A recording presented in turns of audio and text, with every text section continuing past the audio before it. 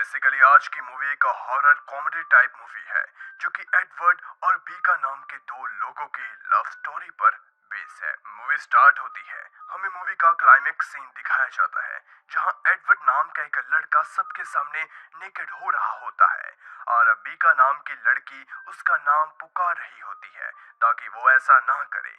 ये सब क्यों हो रहा है ये आपको आगे वीडियो में पता चल जाएगा। यहाँ से सीन शिफ्ट होता है और हम बीका को उसके डैड के साथ देखते हैं। दरअसल उसके डैड एक पुलिस ऑफिसर होते हैं और ये दोनों अपने पुराने घर वापस जा रहे होते हैं। तभी रास्ते में उसे पता चलता है कि टाउन में सभी लोग वैम्पायर्स बन चुके हैं और जब वो अपने घर जाते हैं तो बीका देखती है कि उसके डैड ने उसके रूम को बिल्कुल एक छोटे बच्चे की तरह डेकोरेट करा था। इसके बाद उसके डैड उसे उसके चाइल्डहुड फ्रेंड्स बॉबी और जैकब से मिलाते हैं। असल में जैकब बीका को चाइल्डहुड से ही पसंद करता था, पर बीका को वो कुछ खास पसंद नहीं होता। दरअसल मूवी में जैकब एक डॉग की तरह बिहेव करता है और उसकी एक टेल भी होती है बिल्कुल एक डॉग की तरह।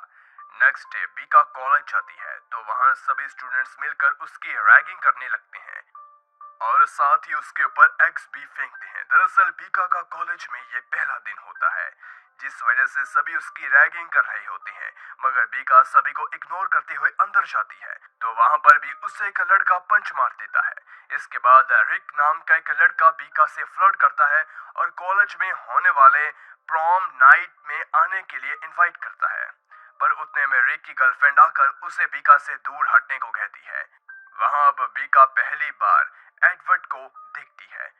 फिर वो रिक की गर्लफ्रेंड से उसके बारे में पूछती है तो वह हमें बताती है कि एडवर्ड पर कॉलेज की सारी लड़कियां फिदा है, लेकिन वो किसी को भाव नहीं देता।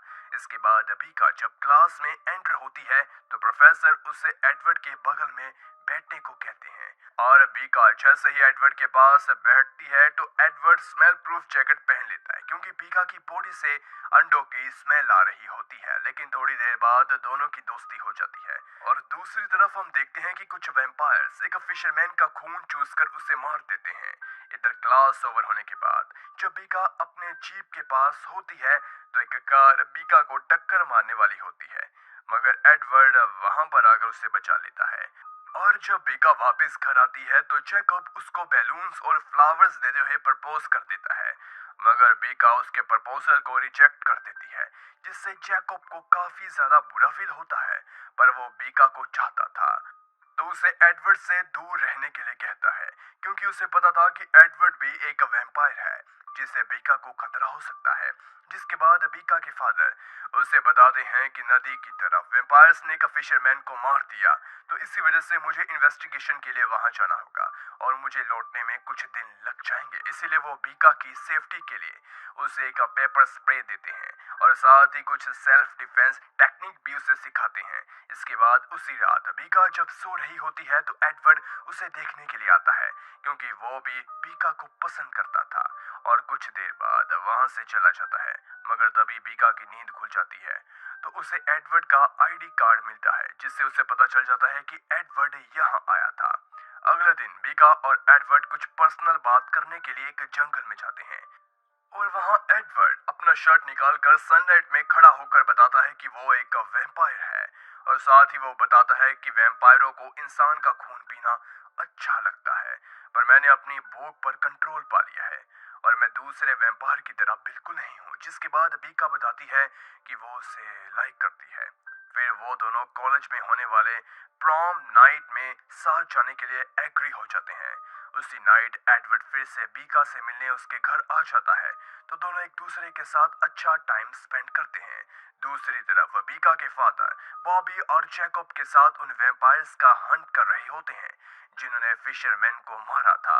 इधर एडवर्ड बीका को उसकी फैमिली से मिलवाने के लिए जाता है। दरअसल एडवर्ड की फैमिली एक वैम्पायर फैमिली थी जो कि अपनी भूख को कंट्रोल करना सीख ही रही थी और बीका जब घर पहुंचती है तो एडवर्ड की सिस्टर आरिश उसे एक गिफ्ट देती है जिसके खुलते ही बीका की उंगली कट जाती है और उसका खून निकलने लगता है, मगर खून को देखकर वो लोग अपनी भूख पर कंट्रोल नहीं कर पाते। जिसके बाद वो बीका खाने के लिए आगे बढ़ते हैं, लेकिन एडवर्ड आकर बीका को वहां से बचाकर बाहर ले आता है।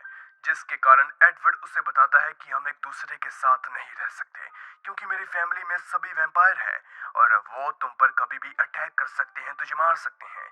तभी इसी वजह से दोनों का ब्रेकअप हो जाता है।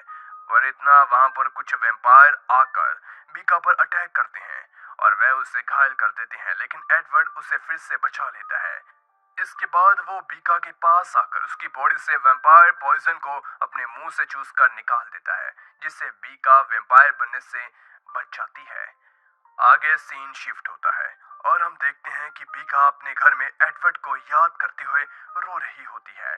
अगले दिन बीका अपनी बाइक पर होती है और बाइक के ब्रेक्स को काटकर बहुत तेजी से चलाने लगती है। दरअसल वो सुसाइड करने की सोच रही थी। कुछ देर बाद जब वो बाइक से गिर जाती है तो उसे ब्लीडिंग होने लगती है। तभी वहां पर जैकोब आकर उसे अपनी शर्ट दे देता है ताकि वो अपने सर पर लगे खून को साफ कर सके, लेकिन इसके बावजूद वहां पर एक वैम्पायर आकर बीका पर अटैक कर रहा होता है। तो तभी जैकब उसे बचाने के लिए अपने कुछ दोस्तों के साथ आता है और यहाँ पर जैकब अपनी इंसानी रूप में आ जाता है, जिसके बाद वो बीका को उठाकर घर ले जाता है। दूसरी तरफ एडवर्ड भी बीका को याद करते हुए रो रहा होता है और इतने में ही एरिश आकर कहती है कि बीका सुसाइड करने की कोशिश कर रही है और अब तक शायद वो मर भी गई होगी। दरअसल ऐसा आयरिश को विजन आया था, मगर यह सुनकर एडवर्ड बीका के डैड को कॉल करता है तो जैकब फोन रिसीव कर उसे बताता है कि वो कहीं पर बाहर किसी के फ्यूनरल पर गए हैं, जिसे सुनकर एडवर्ड को लगता है कि बीका मर चुकी है। उसके डैड उसी के फ्यूनरल में हैं और वो फोन काट देते हैं और खुद भी सुसाइड करने के लिए जाता है। उसके जाने के बाद आयरिश को पता चलता है कि बीका मरी नहीं है और ये बात जैक को बता ही रहा होता है, तब तक एडवर्ड वहां से जा चुका था। फिर आयरिश जाकर बीका को सारी बातें बताती है, जिसके बाद वो बीका को कॉलेज के प्रॉम पर लेकर जाती है जहां पर एडवर्ड भी होता है। और यही मूवी का स्टार्टिंग सीन शुरू होता है, यानी कि एडवर्ड जो कि वैम्पायर था और वो सुसाइड करने के लिए धूप की रोशनी में खुद को एक्सपोज कर रहा था, पर मौके पर बीका आकर उसे ऐसा करने से रोक लेती है।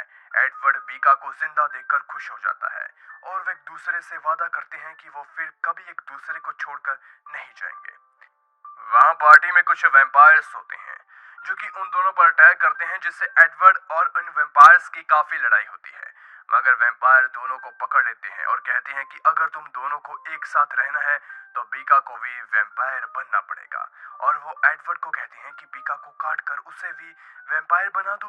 पहले तो एडवर्ड ऐसा करने से मना करता है, पर वो लोग बीका को जान से मारने की धमकी देते हैं, जिससे एडवर्ड बीका को काट लेता है और उसे भी अपनी जैसी वैम्पायर बना देता है। यहीं पर मूवी खत्म हो जाती है। Thanks for watching.